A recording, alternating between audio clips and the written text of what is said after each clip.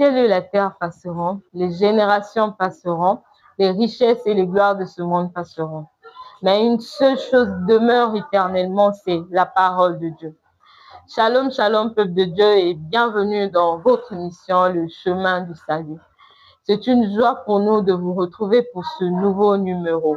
Et sur ce plateau, nous avons l'honneur de recevoir un très grand homme de Dieu qui n'est plus à présenter. C'est le pasteur José Somi. Shalom, pasteur. Shalom, pasteur Brenda. Comment allez-vous? Je vais bien. J'espère que vous allez bien aussi. Je vais bien par la grâce de Dieu. Merci beaucoup. Alors, pasteur, c'est quoi le thème que vous nous ramenez aujourd'hui? Alors, ce matin, je viens avec un thème que les chrétiens, et que ce soit ceux qui ne prient pas aussi, ça va aider tout le monde. Le thème, c'est comment vaincre la peur dans nos vies, ou vaincre la peur dans nos vies en 5 comportements. Pasteur, si je comprends bien, vous avez dit que nous allons parler des 5 comportements pour vaincre la peur dans nos vies. Exactement. Les 5 comportements pour vaincre la peur dans nos vies. Ok, c'est vraiment un thème très intriguant. Les 5 comportements pour vaincre la peur dans nos vies. Ok, parlez-nous de ces 5 comportements. Merci beaucoup, la sœur Brenda. Alors, aujourd'hui, le monde chrétien est en train de chercher la perfection. Bon, on n'est pas parfait, hein? On est en train de chercher la perfection. Alors, je vais seulement dire à tous ceux qui nous suivent que les comportements que nous sommes en train de vouloir vous évoquer ici, là, vont vous aider. Vont vous aider. Et si bien qu'on a la foi, on peut avoir la foi. Et c'est une bonne chose. Mais on se rend compte qu'il y a la peur qui vient souvent, que tu sois chrétien ou pas, elle vient de plusieurs formes. Vous savez, la sœur Brenda, la peur, les gens aujourd'hui ont peur du rejet.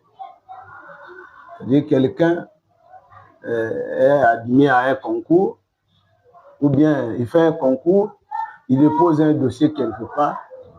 Donc il a peur. Et pourtant, c'est un enfant de Dieu, mais il a peur que peut-être on ne va pas le recruter. Il y en a d'autres qui tombent malades.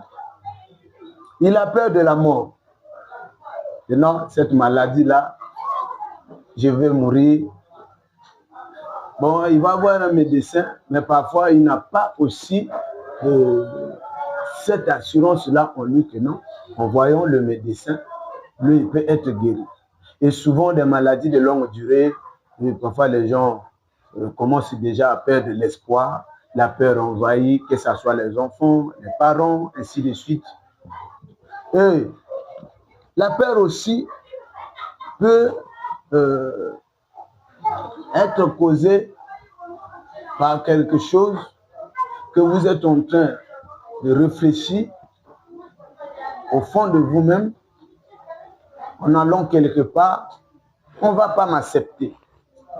Donc, parfois, tu fais quelque chose, tu dis, qu'est-ce qui va m'arriver si je veux, même les enfants qui présentent même les examens, vous voyez l'enfant, l'examen s'approche, pendant que je dis ça, tous les candidats qui ont présenté le BPC, le bac, le CEP, ils savent, ils se disent même, d'autres même disent, monsieur, moi j'ai peur.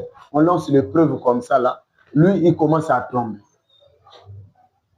Donc, voilà, le Seigneur m'a mis à cœur pour dire à toutes ces personnes-là qu'il y a des comportements que nous devons avoir. Que tu sois chrétien ou pas, tu dois avoir ces comportements. Et cela va te permettre. Et si vous me suivez jusqu'à la fin, par la grâce de Dieu, vous ne serez pas déçus. Pour ceux qui nous suivent. Alors, je vais vous prendre d'abord un verset dans la Bible, dans le Proverbe 29, le verset 25, qui dit ceci, je peux te lire ça. Le Proverbe 29, verset 25 dit ceci. La crainte des hommes tend un piège, mais celui qui se confie en l'Éternel est protégé. Alors, regarde ce que nous venons de lire là. Et ça va permettre aux enfants de Dieu ou aux lecteurs de la Bible, parce qu'il y a des païens qui lisent la Bible. Ah oui. Il y a des païens qui lisent la Bible et il y a d'autres païens qui ont lu la Bible. Ils ont fini même toute la Bible. Parfois, toi et moi qui sommes des chrétiens, on n'a pas peut-être, entre parenthèses, ou on n'a pas peut-être fini toute la Bible à lire, on est en train de parcourir. Mais il y a des païens qui font des recherches, qui ont déjà fini toute la Bible. Bon, malheureusement, ils n'ont pas compris. Et donc, ce que je disais que la peur peut aussi être bannie dans la vie de quelqu'un. Le proverbe dit ceci, Proverbe 29, verset 25 dit, la crainte des hommes, quand je regarde ça bien, la Bible dit, tend un piège. Donc, lorsqu'on parle de cette crainte qu'on voit ici, n'est pas confondre avec la crainte de l'Éternel. Lorsqu'on dit la crainte de l'Éternel, c'est le commencement de la sagesse. Là-bas, c'est le respect que nous donnons à notre Dieu, parce qu'il est Dieu, nous devons l'obéir, nous devons le respecter. Et quand vous commencez à respecter les choses de Dieu, commencez à respecter la parole de Dieu, ce que Dieu dit, quand vous respectez, alors c'est là la sagesse va commencer en vous. Mais je ne parle pas de ça. Mais je parle ici, on dit la crainte des hommes. Donc, ici, c'est Salomon qui parle. La crainte des hommes, de cette crainte-là, tend un piège. Donc, la peur nous intimide. La peur nous intimide. Tu vois, quelqu'un peut venir à l'église, mais il a peur. Il y en a d'autres qui vont prier parce qu'ils ont peur de la mort. Il y en a d'autres. Il va dans une compétition, comme aujourd'hui on est en train de parler de la Coupe du Monde. Mais il y a des équipes, il regarde l'adversaire qui est devant lui. Non, il a déjà peur. Le joueur a déjà peur parce qu'il sait que non, il y a un tel joueur qui est là-bas. Mais ils sont surpris, en jouant ce match-là, c'est eux qui remportent. Donc finalement, c'est de ça que nous voulons parler. La crainte des hommes, c'est une peur. Ici, on parle de, il s'agit, si vous lisez la version, je crois que français courant, va vous dire que la peur des hommes. Donc il s'agit de la peur des hommes, dit que c'est un piège, ça nous intimide. Pasteur, là, j'aimerais savoir, la peur des hommes, on parle de la peur par rapport à la peur qu'on peut ressentir en voyant une personne ou la peur qu'on ressent au-dedans de nous. Voilà. En réalité, on parle de la peur. D'abord, c'est une appréhension que vous avez qui est effrayante, qui face à une situation. Okay. C'est ça, la peur d'abord. Maintenant, il y a aussi, on parle de la peur des hommes. Allez, ici, on parle de nous les hommes. Cette peur-là nous tend un piège. La peur des hommes tend un piège. Ça peut aussi aller dans tous les sens. Comme je vous disais de ceux qui sont en train de jouer. Bon, je dis par exemple, Israël avait peur de Goliath. C'est un homme. Oui. Alors tu comprends ce que je dis? Israël avait peur de Goliath. Quand il venait, quelqu'un qui était costaud, et les gens avaient peur. Regardez sa taille. Ils avaient peur. Maintenant, ici, c'est cette peur qui est au niveau de notre pensée, au niveau de notre homme intérieur. Nous avons peur dans certaines situations. Et je veux prendre quelqu'un et voir un enfant en train de grelotter là, parce qu'il dit non, non, il a déjà peur, peut-être il va mourir. Et pourtant, il y a un médicament pour ça. Et tu touches le corps, le corps de Dieu. Ah, ça c'est quoi? Et ça crée une certaine peur au niveau de nous. Mais tu peux avoir aussi, comme je dis, la peur, oui, tu as peur d'une personne. Il dit, mais le fait que nous craignons, nous avons peur dans notre pensée, face à une situation, en réalité, c'est ça ce que je veux te dire. Mais ça nous intimide, ça nous étouffe, ça nous produit les échecs, n'est-ce pas? Parce que la peur tue l'espoir. Lorsque vous avez la peur, vous n'allez pas réussir. Vous avez la peur, tu ne peux pas attaquer un adversaire. Vous avez la peur, ça peut te conduire même à une dépression parce que tu as peur. Et ça paralyse un peu notre système de pensée. Et la peur nous limite. On ne peut pas réussir avec la peur. Et c'est pourquoi le livre de Proverbes dit que c'est un piège. Donc, en fait, le fait d'avoir peur, c'est un piège. Or, lorsqu'on dit déjà un piège, c'est dangereux. Le piège, tu peux tomber. Si on te tend un piège, c'est pas normal. Mais la Bible nous dit ceci, parce que n'oubliez pas que je parle des 5 comportements pour vaincre la peur dans nos vies. Donc, mais la Bible dit quelque chose ici, Proverbe 29, verset 25. Mais celui qui se confie en l'Éternel est protégé. Vous voyez ça? Donc, le premier comportement que nous devons avoir, c'est la confiance en Dieu. Aujourd'hui, les chrétiens, où l'homme ne fait plus confiance au Créateur. Ne fait plus confiance au Créateur. Parce que on veut beaucoup plus mettre les choses sur nous-mêmes. Donc, en fait, nous, on peut faire avec nos propres efforts. Mais c'est ça même. Or, faire avec nos propres efforts, c'est refuser que Dieu peut faire. Tout à fait. Je crois que vous êtes d'accord avec moi? Je suis d'accord. Parce que si vous refusez, si vous dites non, bon, moi, je ne peux pas, ça veut dire que pour vous, il n'y a pas d'aide. Pour vous, il n'y a pas une personne qui peut vous aider. Dieu n'a pas la capacité de nous aider. Voilà, donc Dieu est incapable. C'est même ça. Donc, de fait, déjà, quand vous mettez cette peur-là, en réalité, ça veut dire que vous comptez de faire ça vous-même. Je prends un exemple. Vous voyez un enfant. Oui. Un enfant, quand il sait que non, mon papa est là dans la maison. Ou papa est là devant. Essaie de lui dire que non, je vais te taper. L'enfant a confiance que son papa est là. Voilà. Oh, la relation entre le père et l'enfant, oui, c'est la relation entre nous et Dieu. Pourquoi les gens ne marchent pas avec la confiance en Dieu? Toi qui me suis, pourquoi tu n'as pas confiance au Dieu créateur? C'est lui. C'est en lui que nous devons. La Bible dit que celui qui se confie en l'Éternel est protégé. Vous voyez? Donc, moi, j'ai la protection.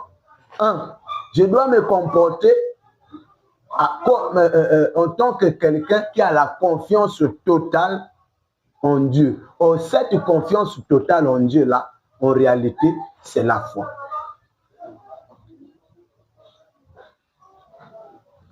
La foi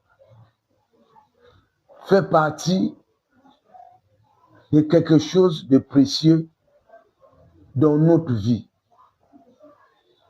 Moi, j'ai lu même dans la Bible, on dit que même les démons croient que Dieu existe. Donc même les démons reconnaissent la seigneurie de Jésus, la seigneurie de Dieu. Mais l'homme, parfois, il oublie ça. Il n'a plus confiance. Lorsque vous avez peur, ça veut dire que vous comptez sur vos propres efforts. Et c'est ça ce que je veux dire. Lorsque vous avez peur, ça veut dire que vous comptez sur vos propres efforts. Dieu ne fait rien. Dieu est incapable. Bon, laisse-moi réfléchir comme je veux. Et en ce moment-là, ça va vous conduire à l'échec. J'aimerais que vous puissiez nous dire un peu c'est quoi la foi et comment faire pour avoir la foi. Comment on peut avoir la foi? Oui. C'est une bonne question. Je crois que nous avons des Bibles ici. Quand vous lisez le livre de Romains 10, hein, le verset 17. Le verset 17 dit ceci, et ainsi la foi vient de ce que l'on entend. Hein, et ce que l'on entend vient maintenant la parole de Dieu. Ah, tu vois là où vient la foi? Oui. Donc la foi vient de ce que l'on entend. Ce n'est pas de la bouche du diable. Or, là, quand la Bible parle, ici c'est Paul qui parle. Ça veut dire que là, il est en train de parler de la foi authentique. La foi en Dieu lui-même. Il faut que ça soit fondé sur la parole de Dieu. En ce moment-là, c'est cette foi-là qui est efficace, qui est l'arme du chrétien. C'est ça. C'est un peu la base de la vie chrétienne, la foi. Oui, mais là, vous comprenez, parce que quand vous parlez de la base, regardez même dans Jean 3, verset 16. Quiconque croit en lui, mais ne périsse point. Donc, en fait, ne sois pas détruit. Ne peut pas avoir l'échec. Ne peut pas avoir peur. Parce que, là, je reviens pour te dire, parce que la peur est l'ennemi de la foi. La peur est l'ennemi de la foi. C'est pourquoi cette foi-là, c'est la confiance, l'assurance totale. Parce que la foi dans le livre des Hébreux 11 dit, c'est une ferme assurance, une démonstration. Je ne vais pas rentrer dans une démonstration. Hein? Donc, des choses qu'on ne voit pas, des choses qu'on espère et celles qu'on ne voit pas. Donc, c'est la ferme assurance que tu as. Or, si vous avez cette ferme assurance que non, le Seigneur est là, tu te confies en lui. C'est ça le premier comportement. Parce que nous débutons même la vie chrétienne avec cette confiance-là en Dieu. Et la confiance que nous mettons au Seigneur, on se confie maintenant en lui. C'est comme ça que nous donnons nos vies au Seigneur Jésus-Christ. Je vais profiter peut-être à celui qui n'a pas donné sa vie au Seigneur. Que non, donne ta vie au Seigneur Jésus-Christ. C'est là aussi tu arriveras avec la paix. Deuxième comportement, je vais vous lire un verset. Je crois qu'à partir de là, parce qu'il y a des gens qui nous suivent, peuvent dire peut-être j'ai ramassé ça où ce sont des pensées de nos parents. Alors, c'est pas ça. On va lire un texte ici, dans le livre de Genèse 26, verset 24. Genèse 26, verset 24.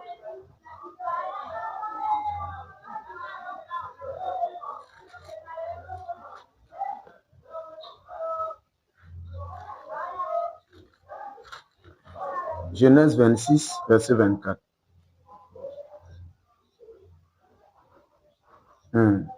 Vous avez trouvé ça? Oui, j'ai trouvé. Ok. Et tu peux lire ça, non? L'Éternel lui apparut dans la nuit et dit, « Je suis le Dieu d'Abraham, ton père. Ne crains point, car je suis avec toi. Je te bénirai et je multiplierai ta postérité à cause d'Abraham, mon serviteur. » Ah, on voit ça? L'Éternel lui apparut dans la nuit et dit, « Je suis le Dieu d'Abraham, ton père. Ne crains point, car je suis avec toi. » Donc, le deuxième comportement, tu peux avoir la confiance que Dieu a, la confiance en Dieu. Ça se passe dans l'esprit, n'est-ce pas? Exact. Voilà, ça se passe dans l'esprit. Mais il arrive que dans une situation, toi, tu l'écartes, il n'est pas avec toi. Ce sont des cas où les gens qui disent Dieu m'a abandonné. Oui. Mais il n'a pas en lui. Ça arrive très souvent. Voilà. Les cas des gens qui disent Dieu m'a abandonné. Chez moi, là, je ne comprends plus. Et pourtant, moi, je prie. Seigneur, tu ne vois pas? Dans les cas des maladies, par exemple, les gens perdent espoir. Voilà. Rapidement. Rapidement. Donc, en fait, cette confiance-là, bon, lui, il se confie à l'Éternel. Mais après un moment donné, donc, il faut que ces comportements-là habitent dans l'esprit. Je dis bien dans l'esprit. Ce n'est pas sur les lèvres. Ce ne sont pas les slogans. Il faut que les gens vivent ça. Tu marches, ça y est en toi. Je suis là. C'est le pasteur José Soumi. Je me confie en l'Éternel. Je sais qu'il est avec moi. Donc, le deuxième comportement, c'est savoir que Dieu est avec toi. Parce que si Dieu est avec toi, tu ne craindras pas. C'est pourquoi la Bible dit, l'Éternel lui apparut. Si on parle d'Isaac, l'Éternel lui apparut dans la nuit et dit, je suis le Dieu d'Abraham, ton père. Ne crains point, car je suis avec toi. Donc même le Seigneur évitait que Isaac puisse avoir peur. Mais pasteur, comment savoir que Dieu est avec nous? Parce que là, dans ce cas-là, Dieu lui a apparu dans la nuit. Mais dans nos vies comme ça, on ne voit pas Dieu nous apparaître comme ça. Comment est-ce que nous pouvons savoir que Dieu est avec nous? C'est par la foi. C'est par la foi que nous croyons. Ok. C'est ça. Il dit quelque chose que non. Celui qui s'approche de Dieu, ça c'est ce que dit la Bible. Oui. Il doit d'abord croire que ce Dieu-là existe. Et il est le rémunérateur de tous ceux qui le cherchent. Donc, toi, en tant que enfant de Dieu, peu importe, mais tu sais qu'il y a un créateur. Dans ta tête, tu sais que non, le Seigneur est omniprésent. D'ailleurs, il a dit que là où deux s'assemblent en mon nom, moi je suis au milieu d'eux. Bon là, peut-être tu vas me poser la question, mais pasteur, si je suis seul. Ici, là, c'est un problème de foi. Il faut que cette confiance-là te rassure que le Seigneur est avec toi. En fait, ce sont des choses qui sont superposées. Ce sont des comportements qui se superposent. C'est-à-dire, après, celui-ci arrive celui-là. Après, ainsi de suite. Donc, le deuxième comportement, c'est de savoir, voilà pourquoi il dit ne crains pas. C'est-à-dire, n'aie pas peur. Le terme ici, c'est ça. Quand il dit ne crains pas, il parle de la crainte des hommes que nous sommes en train de... Sinon, ça serait un piège pour toi. Mais il dit à Isaac, moi, je suis le Dieu de ton père Abraham. Parce que Isaac, c'est le fils d'Abraham. Il dit, mais ne crains pas, je suis avec toi. Et il dit à Isaac, voyez, je te bénirai et je multiplierai ta postérité à cause d'Abraham, mon serviteur. Regardez l'assurance que Dieu est venu donner à Isaac. Aujourd'hui, les gens dans les situations qui leur font peur, parce qu'ils se disent, comme le Seigneur m'a abandonné, bon, est-ce que le Dieu là est encore avec moi? On dirait, le Seigneur n'est pas avec lui. Parce que s'il était avec lui, il ne devait pas tomber dans ce piège-là. Et comment il peut chuter jusqu'à ce moment? Parce que les gens cherchent des solutions. Le Seigneur est avec moi. S'il était avec moi, moi, je ne devais pas vivre ce genre de choses. Donc, la peur nous tue. Je vais vous donner un exemple dans la Bible, dans Matthieu 26, verset 69 à 70. Vous allez peut-être lire ça et ceux qui nous suivent, regardez le livre de Matthieu 26, versets 69 à 70. Là-bas, on nous parle de Pierre. Pierre dit quelque chose lorsqu'on a arrêté Jésus. Pierre était en train de se promener et il y a une servante qui est venue. Toi, tu es galiléen. Parce qu'on le voit, tu marches avec Jésus, le Galiléen. Pierre a dit non. Mais Jésus lui avait déjà prédit que non, toi tu vas me régner 3 fois. Pierre dit non, cela ne va pas arriver. Seigneur, moi je serai avec toi. Et quand le problème est arrivé, Pierre a nié Jésus.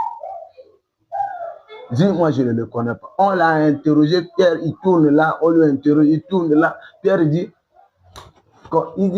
il a juré.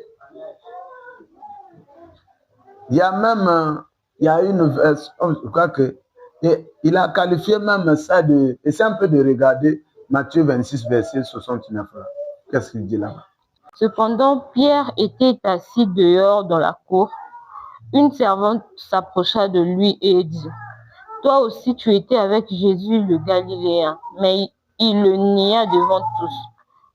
Il le nia devant tous, disant, « Je ne sais ce que tu veux dire. » Voilà. Regardez cet exemple-là. C'est le même Pierre qui a juré, « Seigneur, moi, je vais toujours rester avec toi. Rien de mal ne peut t'arriver. » Pierre a juré. Mais quand il a vu comment on est en train de chicoter le Seigneur, la peur a envahi Pierre. En ce moment-là, Pierre commençait à penser maintenant sur lui-même. Et c'est pourquoi Pierre, qui disait que non, il va donner la vie pour Jésus, même le Seigneur, oh non, moi je vais aller jusqu'au bout. Mais quand il a vu les menaces, il dit, et on lui demande, il dit, non, je ne sais même pas ce que ça veut dire. Vous dites ça. Et il a nié. À la moindre tempête, il a oublié à la moindre tempête. La moindre tempête, comme vous venez de dire. Parce qu'il a regardé maintenant sa propre vie. En tout cas, pardon. Pardon. Ça là, non. Moi, je ne connais pas cet homme. Qu'est-ce qui a causé ce langage-là? C'est la peur. Vous voyez, la peur a conduit même Pierre à nier Jésus. C'était la peur parce qu'il voyait la douleur que Jésus était en train d'endurer. C'est pourquoi, donc pour Pierre, il était maintenant seul. Il n'y avait plus Dieu. Et surtout que son maître, on l'a déjà arrêté. Il s'est dit, écoutez, là, chacun se bat. Se bat. Si bien que là-bas, j'ai dit ça, mais ici, là, je protège ma vie. Or, si nous raisonnons de cette manière, ça sera compliqué. Le même Pierre, c'est pourquoi vous voyez dans Acte 4, versets 8 à 9, il change de langage. Il va maintenant affirmer, parce qu'ils ont guéri un malade, les gens ont cherché des problèmes, mais il dit que ce malade que vous voyez là, il est guéri, c'est au nom de Jésus-Christ. Est-ce qu'on peut obéir aux hommes ou bien à Dieu? Et en ce moment-là, Pierre il était devenu une autre personne. Il a mis maintenant la confiance en Dieu. Donc là, il donne maintenant sa vie que advienne que pourra. Et il parle maintenant de Jésus. Les mêmes sacrificateurs, les mêmes pharisiens qui étaient en train de l'intimider, ce jour-là, ils étaient étonnés. Ah, Pierre, tu as évolué quoi? Tu as changé comme ça. La peur était partie parce que Pierre a commencé à mettre la confiance en Dieu. Là, on revient sur même le premier comportement. Et Pierre a cru que non, le Seigneur, il a mis sa confiance en Dieu. Et à l'instant même, pendant qu'on l'a interrogé, il croit que non, il est avec lui. Alors, le troisième point que je vais vous dire, ma soeur, c'est reconnaître que Jésus est ton sauveur. Jésus est ton sauveur. Aujourd'hui, là, la Bible dit qu'il y a du salut en aucun autre nom. Donc, la personne qui connaît que celui qui l'a sauvé, c'est le Seigneur. Cette assurance-là va bannir la peur en vous. Exactement. Oui. Parce que celui qui sauve, c'est la personne qui est la plus forte. La personne qui peut t'enlever du danger. La personne qui peut te secourir, qu'il est capable de payer même le prix. Comme Jésus a payé notre prix à la croix, le prix du rachat. Donc, reconnaître que le Seigneur est ton sauveur, c'est lui ton rédempteur. Lorsque vous avez ça en vous, ça doit être dans notre pensée. Mais aujourd'hui, là, les gens viennent, regardent Dieu vraiment comme quelque chose où si ça peut marcher ou pas, c'est pourquoi il y en a d'autres. Il est là, bon, et je vais voir un marabout. Non, c'est pas l'affaire de ça, c'est pas l'affaire de Dieu. Il faut aller voir un marabout. En fait, c'est la peur qui fait ça. Et lorsqu'on va là-bas, ce sont des échecs. Nous faisons des délivrances ici pour les gens qui sont allés consulter les marabouts. Et arrivé là-bas, le monsieur rentre maintenant, il prend le corps de la personne qui devient maintenant son temple. Et pourtant, le corps de l'homme, de la Bible dit que c'est le temple de qui? Du Saint-Esprit. Donc moi, je dois connaître que Jésus est mon sauveur. Dieu, c'est le seul sauveur. Jésus-Christ, même c'est ce qui dit son nom. Jésus qui signifie Dieu sauveur. Donc, celui qui a cette assurance-là, c'est pourquoi il est important même de donner la vie au Seigneur Jésus-Christ, toi qui me suis. Parce que pour dire ça, il faut faire l'alliance avec Jésus. Merci, je sais maintenant que tu comprends maintenant que tu vas donner ta vie au Seigneur. Merci beaucoup.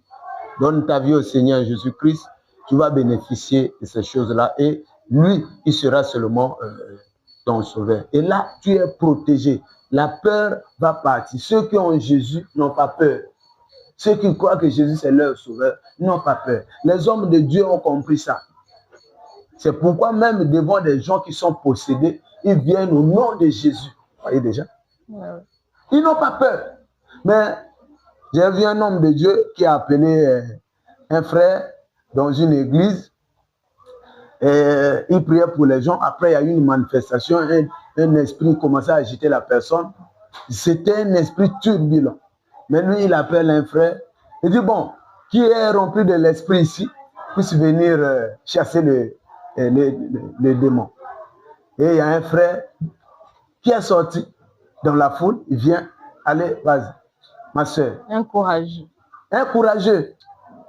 Mais dans ce courage-là, il ne faisait pas confiance en son Dieu. Il ne reconnaissait pas que pendant qu'il est à l'église là, le sauveur c'est Jésus. Le démon chasse au nom de Jésus. Il est venu, dès qu'il a vu la personne possédée ouvrir ses yeux, le frère a pris la fuite. Et je vous dis que l'esprit là a poursuivi le frère. Oh. Toute l'église s'est mise à rire. Vous voyez? Oui.